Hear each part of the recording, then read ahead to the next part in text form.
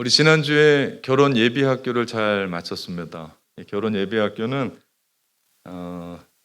결혼을 준비하는 사람들이 저의 주례를 받기 전에 4주, 5주 함께 교육을 받습니다.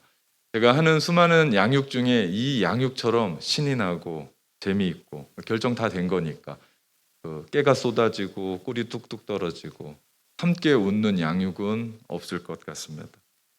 결혼은요, 하나님이 예비하신 거고 하나님이 짝지어 주신 하늘의 사건입니다.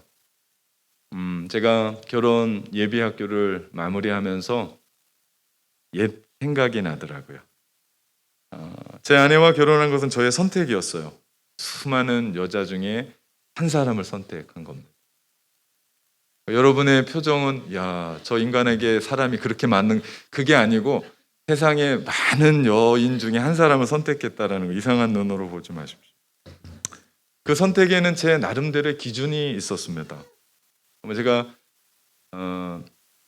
그때는 전도사였으니까 아내와 저는 서울의 한 교회에서 사역을 함께 했어요. 저는 초등부, 아내는 유치부. 교회가 큰 교회였는데 물론 그때는 정말 사사로운 감정 없이 사역에만 오직 주님만 바라보며 사역을 했습니다.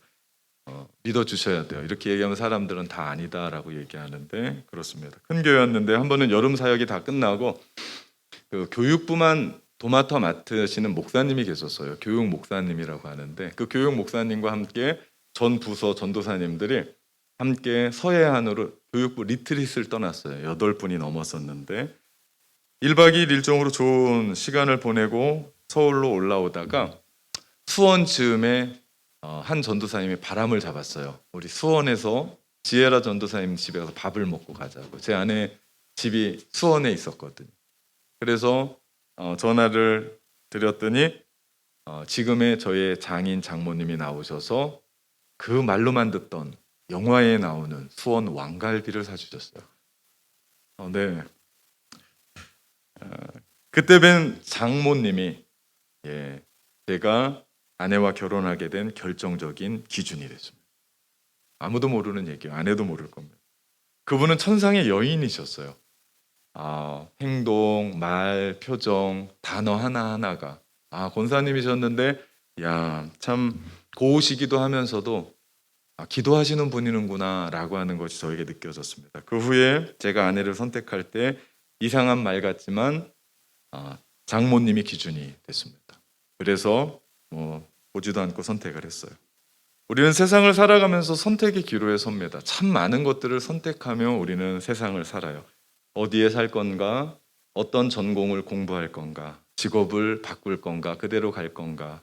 결혼은 누구와 할 건가? 계속 살 건가? 말 건가? 할 건가? 말 건가?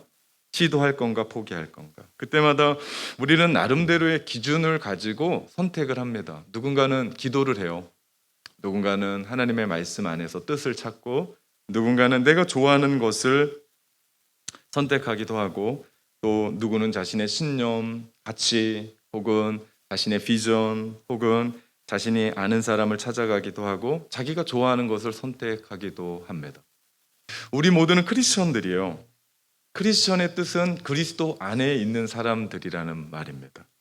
그러면 우리의 선택도 그 기준도 분명해야 됩니다. 여러분의 그 기준은 뭡니까? 여러분의 인생을 오늘 선택하는 그 기준. 여러분은 무엇을 기준으로 삼아서 이렇게 삽니까? 오늘 이런 이야기를 하면서 오늘을 하나님의 나라로 살다 실천해 보려고 합니다. 오늘 말씀은 지난 시간 산상수훈의 팔복에 있는 말씀으로 예수님을 닮은 성품의 소유자, 그들이 크리스천이잖아요. 그들은 어떻게 살아야 될 것인가를 말씀하셨고 그 말씀이 빛과 소금의 역할을 감당하는 거였어요. 썩어져가는 세상에 우리가 들어가서 소금으로 문질러져서 부패하는 것을 막고 어두워져가는 세상에 들어가서 주님의 빛을 증거하며 밝게 하는 그것이 오늘 예수님이 말씀하셨던 착한 행실로 너희 아버지께 영광을 돌리게 하라. 즉 세상에 선한 영향력을 끼치라 라고 하는 말씀으로 우리가 함께 나누었습니다. 오늘 우리가 읽었었던 이 본문은 연결이 돼요. 그러면 착한 행실이 뭐냐? 그 기준에 대해서 얘기하는 거예요. 이 기준이 명확해야 돼요. 왜냐하면 이것이 명확하지 않으면 너도 나도 착한 행실로 살았다고 얘기하거든요. 근데 보면 아니거든요. 그 기준이 명확해야 합니다. 그 기준이 뭡니까? 오늘 우리 예수님이 말씀하셨던 그 착한 행실의 기준은 하나님의 말씀, 율법이라고 얘기합니다. 당신은 신약 성경이 없었기 때문에 구약 성경일 거예요. 예수님이 말씀하시는 율법 그리고 선지자의 말, 이 부분은 바로 구약 성경의 전체적인 가르침을 얘기합니다. 구약 성경의 내용을요, 세 가지로 크게 구분할 수가 있습니다.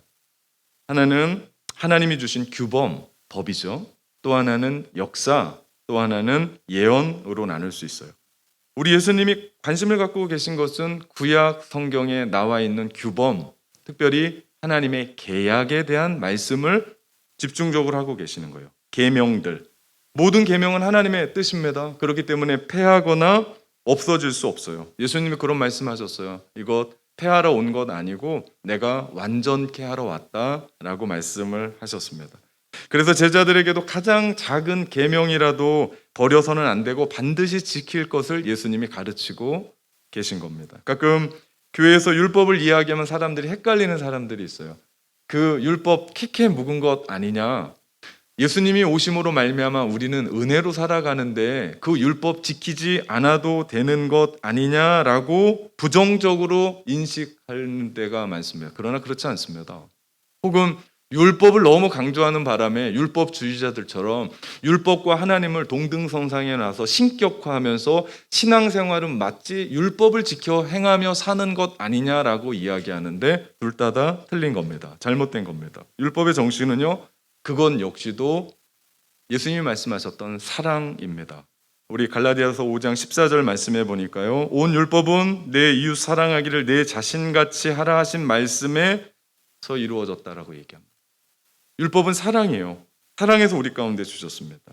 성경이 말하는 율법에 세 가지 기능이 있습니다. 첫 번째는요, 율법은 죄를 깨닫게 해줘요. 우리가 차를 몰고 갈 때 우리 차도로 달려요.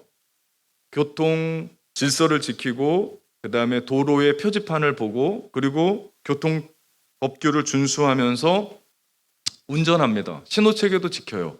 왜냐하면 그렇게 하지 않으면 사고가 나고 그러지 않으면 경찰이 부르고 우린 범법자가 됩니다. 교통 운전하는 데 있어도 교통 규범이 없으면 사람들이 막무가내 운전할 거예요. 제가 오래전에 방글라데시로 선교 여행을 다녀왔었는데 10몇 명이 함께 갔거든요. 그때 방글라데시가 영국령이었거든요. 인도에서 분리되면서 거기에도 뉴질랜드와 똑같은 라운드어바웃이 있어요. 근데 먼저가 누군지 압니까? 우리는 오른쪽에 차 안 오면 우리가 먼저 들어가면 되잖아요. 근데 방글라데시의 라운드어바웃은 누가 1인자예요? 대형 트럭. 큰 게 들어오면 다 서야 돼요. 거기는 뭐 법이 없어요. 얼마나 무서운지 제가 차를 타면서 야, 이러다가 큰일 나겠다라고 할 정도. 법이 없으면 그렇게 무법천지가 돼요. 율법도 마찬가지입니다. 율법도 하나님의 명확한 뜻을 우리 가운데 보여주는데 그것이 죄가 무엇인지를 구분할 수 있게 해줘요. 만약에 율법이 없잖아요. 하나님의 말씀이 없잖아요. 그러면 우리는 죄가 죄인지도 모르고 살아갑니다. 모든 인류는 범죄했어요. 모든 사람이 죄를 범하였으면 하나님의 영광에 이르지 못했어요. 하나님을 기쁘시게 하는 삶을 살지 못했다라고 얘기했습니다. 모세의 율법이 전해지면서부터 우리에게 죄가 선명해졌습니다. 이렇듯 율법은 죄를 깨닫게 해줍니다. 그런데 문제는 율법이 죄를 해결해 주지 못해요. 이게 문제예요. 예를 들면 제가 운동을 하다가 다리가 다쳐서 병원에 갔어요. 부러졌는지 금이 갔는지 찍기 위해서 엑스레이라는 걸 찍어요. 선명하게 보여요. 아, 금이 갔습니다. 그러니까 의사가 갑자기 한 번 더 찍읍시다. 그러면 금이 붙을 겁니다. 이런 적은 없어요. 율법은 엑스레이와 같아요. 그래서 죄가 뭔지를 정확하게 보여줘요. 그 다음에 기부스를 하든지 수술을 하든지 뭔가 조치를 하면서 다리를 고치는 겁니다. 율법이 우리에게 죄라는 것을 보여주고 그 율법으로 말미암아 죄가 보이면 그 죄를 해결하기 위해서 우리에게 뭐가 필요합니까? 예수 그리스도가 필요하죠. 왜냐? 그 죄를 희게 하는 능력은 오직 주 예수 그리스도의 보혈, 그분의 우리를 위해서 대신 죽은 대속의 죽음으로 말미암아 우리는 깨끗하게 사함을 입게 되죠. 다시 말하면 율법은 죄를 깨닫게 하는 기능이 있습니다. 두 번째는요, 율법은 우리를 그리스도께로 인도해요. 율법은 마치 초등교사와 같아요. 그래서 우리를 보호해요. 울타리 안에서. 우리를 지켜줘요. 우리를 통제해요. 나가지 못하게 해요. 근데 율법이 우리로 하여금 그리스도께로 가게는 하는데 율법의 테두리 안에서 우리는 보호는 받는데 문제는 뭐냐면 우리의 양심을 자유케를 못해요. 왜냐하면 율법은 찌르거든요. 내가 성경을 읽다 보면 우리 잘못했다고 계속 찔러요. 율법은. 너 죄인이다고 계속 찔러요. 그러니 우리 마음에 뭐가 없어요? 자유함이 있을 수가 없습니다. 그 자유함은 어디에 있다고요? 오직 예수 그리스도 만날 때 우리가 대속의 은혜로 구속도 받지만 더 중요한 건 뭡니까? 우리 안에 진정한 죄와 사망의 법에서 생명의 성령의 법이 우리를 해방시키죠. 우리를 자유케 할 수 있다고요. 그렇기 때문에 우리가 이 세상을 살아가면서 어떤 거에 억눌리지 않아요. 왜? 주님의 은혜로 우리를 자유케 하기 때문에. 이것이 율법의 두 번째 기능이고, 세 번째 율법의 기능은요, 성도를 교육해요. 성경 말씀에 보니까 하나님의 말씀은 교훈과 책망과 바르게 함과 의로 교육하기에 유익하니 하나님의 사람으로 온전케 하며 선한 일을 행하기에 부족함이 없도록 만드시는 것이 말씀이다라고 얘기합니다. 구원받은 자라도 하나님의 거룩한 말씀인 율법을 삶에서 적용하면서 우리의 믿음이 자라가는 거예요. 믿음은 그냥 자라지 않습니다. 믿음은 하나님의 말씀을 들음에서 자랍니다. 그 들음은 그리스도의 말씀입니다. 이처럼 율법은 예수님의 오심으로 역할을 다하고 폐지되는 것이 아니라 오늘을 우리가 하나님의 나라로 살아가는 데 있어서 우리에게 도움을 주는 너무나 중요한 도구다. 그래서 예수님은 이 땅에 오신 목적을 정확하게 오늘 말씀에 밝히세요. 17절. 내가 율법이나 선지자를 폐하러 온 줄로 생각하지 말라. 폐하러 온 것이 아니라 완전하게 하려 함이다. 라고. 주님이 그 말씀을 완전케 하려고 오셨어요. 당시 유대 지도자들은 늘 이런 말을 했습니다. 율법을 지키는 자는 복이 있다라고. 여러분, 우리가 산상수훈의 팔복을 복에 대한 선언을 보면서 이런 복을 들어보셨습니까? 없었습니다. 율법 학자들만 율법을 지키는 자는 복이 있다라고 얘기했어요. 대신에 예수님은 뭐라고 말씀하십니까? 천국 복음을 얘기하고 하나님의 나라의 복음을 이야기하면서 그 복음으로 살아가면 복 받는다라고 얘기했어요. 그러니 당시 청중들이 그 말씀을 들을 때 예수님이 이 땅에 오신 것은 율법을 폐하러 오셨구나라고 오해하지 않았겠습니까? 그래서 오늘 예수님이 17절에 이 말씀을 해주신 거예요. 그런데 우리가 눈여겨봐야 될 말씀이 20절에 나와요. 20절 말씀, 내가 너희에게 이르노니 너희 의가 서기관들과 바리새인보다 더 낫지 못하면 결코 천국에 들어가지 못하리라. 이 말씀은 당시 사람들에게 충격입니다. 충격. 왜냐하면 당시 바리새인들은 율법의 기준이었어요. 그들은 율법의 1.1획도 흔들림이 없이 정확하게 따르는 사람들이었습니다. 그 예로 사도 바울이 얘기합니다. 나는 바리새파 사람입니다. 나는 바리새파에 속해서 나는 신앙생활을 했고 가장 열심히 신앙생활했습니다. 그러면서 그가 얘기한 게 있습니다. 나는 율법으로는 흠이 없는 자입니다. 누가 그런 얘기를 할 수 있었을까요? 나는 율법을 흐트름 없이 지킵니다. 그만큼 율법에 있어서 바리새인들은 자신이 있었습니다. 그런데 예수님이 말씀하신 말씀이 뭐예요? 바리새인들보다 의롭지 못하면 천국에 들어가지 못한대요. 그렇기 때문에 이 구절을 이해하는 것이요, 앞으로 다음 주, 그 다음 주 계속해서 율법에 예수님이 완전케 하시려고 했던 율법의 6가지의 이야기들을 해주시는데 그 남은 산상수훈을 이해할 수 있고 풀 수 있는 열쇠입니다. 키입니다. 바리새인들은 율법을 외식적이고 외적이고 가식적인, 다시 말하면 보이는 데만 집중을 했어요. 그러니 그들의 의의 행동은 그의 내면은 변화시킬 수 없었습니다. 예수님이 말씀하시는 가장 중요한 것은 내면의 변화입니다. 나의 것은 아니에요. 무엇을 입고 얼굴이 어떻고 머리가 어떻고 어떤 모습으로 이 자리에 있고 그건 상관이 없어요. 중요한 거는 우리의 내면, 내 속에 누가 있느냐? 진정한 의는 마음 차원에서 이루어지는 거지 겉으로 뭔가를 보여준다고 해서 내가 목사기 때문에 의로울 거다. 천만의 만만의 말씀입니다. 정말 중요한 건 우리 안에, 내 안에 그 하나님의 의로 말미암아 너 변화되어 있냐라고 말씀하셔요. 예수님이 정말 중요한 건요. 사람은 겉모양만 볼 수밖에 없지만 우리 예수님은 안을 보시죠. 우리의 안을 보시죠. 여러분, 우리가 하나님의 의로움으로 우리가 변하잖아요. 우리 속에서 변화가 일어나잖아요. 그러면 우리는 어떻게 한다고요? 의로운 행동을 할 수밖에 없다고요. 현대의 그리스도인들이 외적인 행동에만 기준을 삼고 살아갑니다. 그러면서 내 내면은 별로 신경 쓰지 않아요. 보이지 않아서 그런 건지 볼 수 없어서 그런지 모르겠지만 내 내면은 어떤지는 상관없이 겉만 신경을 씁니다. 자, 오늘 우리가 하나님 앞에 나와서 예배합니다. 그런데 더 중요한 건 이 자리에 나와서 예배하는 것보다 더 중요한 게 뭔지 압니까? 예배하고 있는 나는 어떤 마음으로 이 자리에서 예배하냐는 거예요. 형식적으로 주일이니까 교회 가야지라고 하는 생각이 아니고 교회 안 가면 하나님이 벌 주시지 않을까라고 해서가 아니고 가정의 평화를 위해서 교회 가야지라고 하는 것이 아니라 우리가 이렇게 예배하는 것은 나를 구원해 주신 주 예수 그리스도의 은혜가 너무나 큰 거예요. 하나님이 우리 가운데 주셨던 은혜가 너무 감격스러운 거예요. 지금 내가 살아오는 모든 삶의 은혜 아닌 게 없는 거예요. 그래서 우리 하나님 앞에 이 삶의 예배, 진정으로 예배 드리며 하나님 앞에 나와서 찬양하고 말씀 듣고 기도하고 성도와 교제하고 기쁘며 기쁨으로 이 삶을 만들어가는 거예요. 이게 예배 아닙니까? 이것이 진정으로 하나님께 드리는 예배입니다. 이것이 오늘을 하나님의 나라로 살아가는 삶이죠. 여러분, 이 예배 드림으로 말미암아 여러분이 가정으로 돌아가서 싸우겠습니까? 학교로 돌아가서 대충 공부하겠습니까? 직장으로 돌아가서 여러분의 사회로 돌아가서 여러분 있는 그 자리에서 오늘 이렇게 여러분이 하나님께 열심으로 예배하는 것처럼 삶의 예배자로 서지 않겠습니까? 이 삶이요 오늘을 하나님의 나라로 사는 삶인 줄 믿습니다.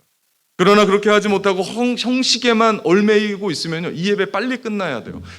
도대체 목사님 계속 25분 설교하더니 왜 지난주는 35분 설교를 해서 늦게 끝나나? 도대체 왜 이렇게 광고를 오래 하고 도대체 찬송은 왜 5절짜리를 고르? 여러분 이게 무슨 얘기입니까? 내 안에 은혜가 바닥났다. 교회가 문제가 아니고 내 신앙생활이 어떤 연유에 의해서 하나님의 은혜가 바닥이 났다는 거예요. 여러분 우리의 내면이 어떻게 된지 모르고 겉모양만 신경 쓰고 내가 어떤 하나님 안에서 어떤 존재인지 내면을 신경 쓰지 못하고 내가 겉모양만 신경 쓰니까 내 안에 있는 분노, 내 안에 있는 정욕, 내 안에 있는 탐심, 내 안에 있는 복수, 내 안에 있는 여러 가지 죄들이 해결받지를 못합니다. 그러니까 교회는 나오긴 하는데 겉껍데기는 나오는데 이 속이 변화되지 않으니까 죽을 지경이 되는 거예요. 미치겠는 거예요. 왜 그렇습니까? 교회에 나와서 함께 예배하면서 내 마음이, 내 영혼이 해방되고 내 영혼이 자유롭고 내 영혼이 평안해야 되는데 왜 교회까지 나오면서 목사님의 설교를 듣는데 계속해서 너 잘못했다라고만 얘기하고 막 불편해서 다음부터는 교회 가기 싫고 왜 이런 신앙생활 계속합니까? 겉으로는 교회 나오고 겉으로는 목사요, 장로요, 권사요, 집사요, 성도인데 이 안은 목사요, 장로요, 권사요, 집사요, 성도가 아니기 때문에 그래요. 정말 중요한 건 타이틀이 아닙니다. 정말 중요한 건 내가 어떤 모습으로 교회에 나와 있느냐, 우리의 마음이 어떠냐지 내가 어떤 옷을 입고 어떤 모습으로 교회에 나왔냐가 아니에요. 정말 하나님의 의로 여러분이 변화되셨습니까? 그래서 우리 안에 하나님이 말씀하시는 착한 행실로 선한 사람이 돼서 이거는 우리의 겉모양이 아니에요. 사람을 보면 웃고 나이스하게 여러분 1시간만 거 못하겠습니까? 저라도 하겠어요. 그렇지 않습니까? 근데 우리의 모든 삶이 어때야 된다고요? 착한 행실로 선한 사람으로 선한 영향력을 끼치며 살아가라는 거죠. 여러분 어떻습니까?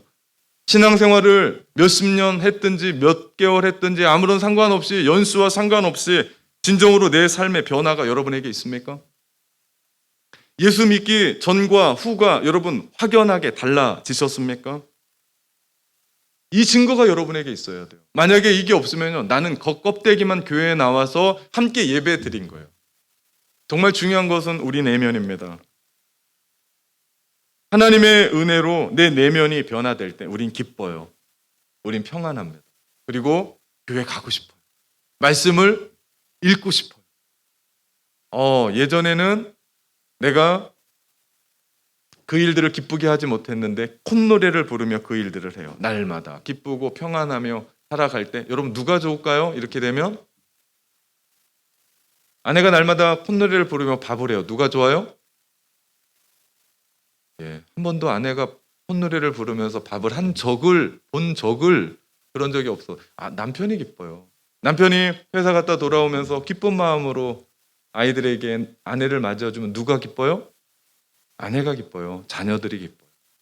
여러분, 우리 온 성도들이 그렇게 삶을 살아갈 때 내 이웃이 기쁘고 친구가 기쁘고 이게 우리 하나님께 영광 돌리는 삶 아닙니까? 이 삶이요, 우리 내면이 변할 때, 우리 안이 변할 때. 이것이 율법의 참 정신이죠. 19절에 보니까 예수님은 행하며 가르치는 자가 천국에서 큰 자다라고 해요. 무슨 얘기예요? 바리새인들은 가르치만 했어요. 말만 했어요. 그리고 어떻게 했어요? 행하질 않았어요. 단순한 진리를 가르치는 것이 아니라 행함으로 본을 보여라. 너희가 가르쳤냐? 너희가 말을 했냐? 그러면 그대로 살아라. 이것이 주님이 말씀하시는 선한 사람이 되는 거예요.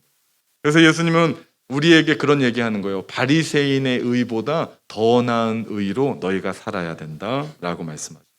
산상수훈에서 의는 너무나 중요해요. 우리가 보았던 것처럼 마태복음 5장 6절에 보니까 의를 위하여 의에 줄이고 목마른 자는 복이 있다고 얘기했고 10절에 보니까 의를 위하여 핍박받는 자, 박해를 받는 자 복이 있다고 말씀하셨고 그리고 오늘 바리새인의 의보다 더한 의를 말씀하세요. 우리 산상수훈에서 의는요 크리스천의 삶이에요.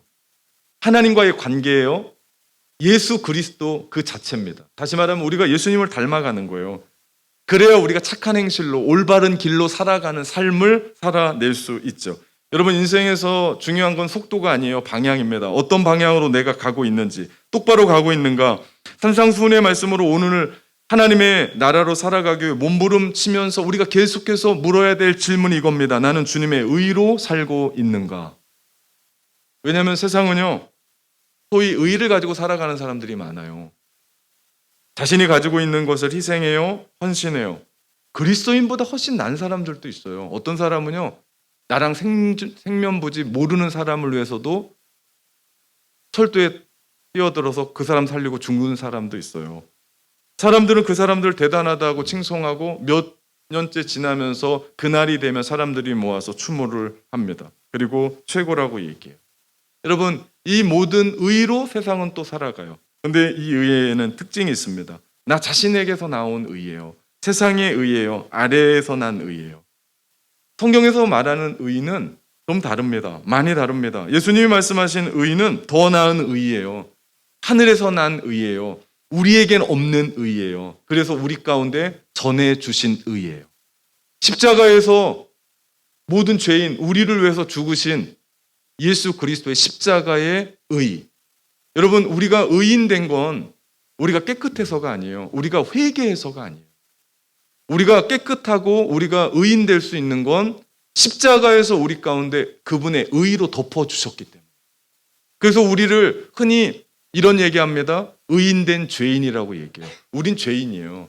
그런데 주님의 십자가의 보혈로 우리를 덮어주셔서 의인 만드셨고 이렇게 주님 앞에 나와 담대하게 예배 드릴 수 있게 되었고 주님 앞에 나아갈 수 있는 의인이 될 수 있는 건 주님이 우리를 덮어주셨기 때문입니다. 그렇기 때문에 그리스도인으로서 오늘을 하나님의 나라로 살고 이 땅을 살아가기 위해서는 주님이 우리와 함께 있어야 돼요. 어떻게 보면 그 의는 은혜라고 부를 수도 있어요. 하나님의 은혜로 여기까지 왔어요. 하나님의 은혜로 우리는 또 전진해 나갑니다. 우리가 오늘을 하나님의 나라를 사는 것도 우리 코끝에서 호흡이 끝나서 우리가 주님 나라에 가서 사는 것도 하나님의 은혜 아닙니까? 주님의 의가 필요한 사람이에요.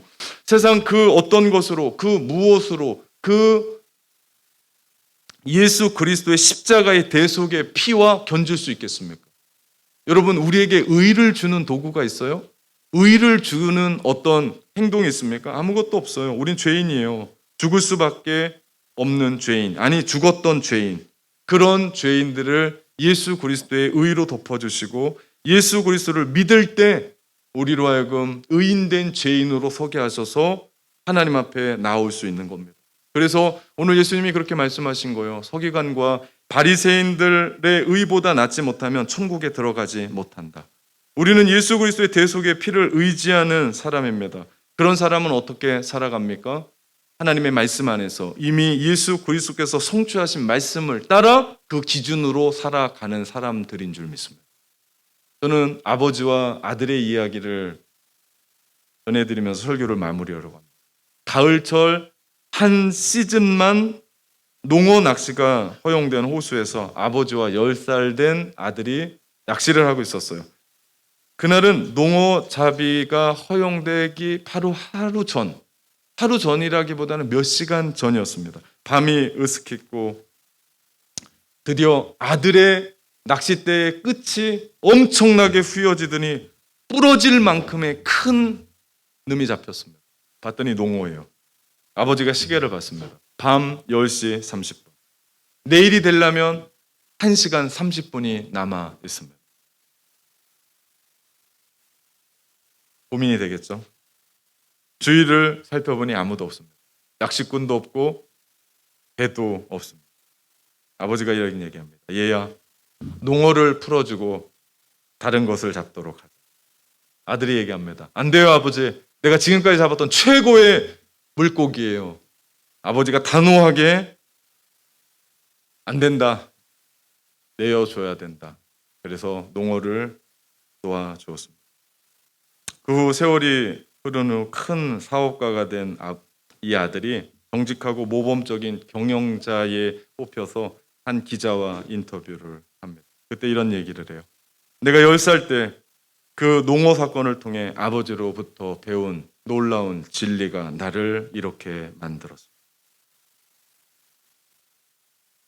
우리는 크리스천입니다. 크리스천의 삶은 빛과 소금, 소금과 빛의 삶으로 이 땅에 선한 영향력을 끼치며 하나님께 영광을 돌리는 사람들입니다. 우리 교회에 속한 모든 성도들, 가정, 그리고 우리 자녀들이 다 잘 됐으면 좋겠습니다. 성공했으면 좋겠습니다. 형통했으면 좋겠습니다. 그래서 그 자리에서 누군가가 당신은 어떻게 이런 삶을 사셨습니까? 라고 하는 그 질문에 혹은 기자의 인터뷰에 하나님의 말씀대로 살았습니다. 그래서 내가 여기까지 왔습니다. 이렇게 고백했으면 좋겠습니다.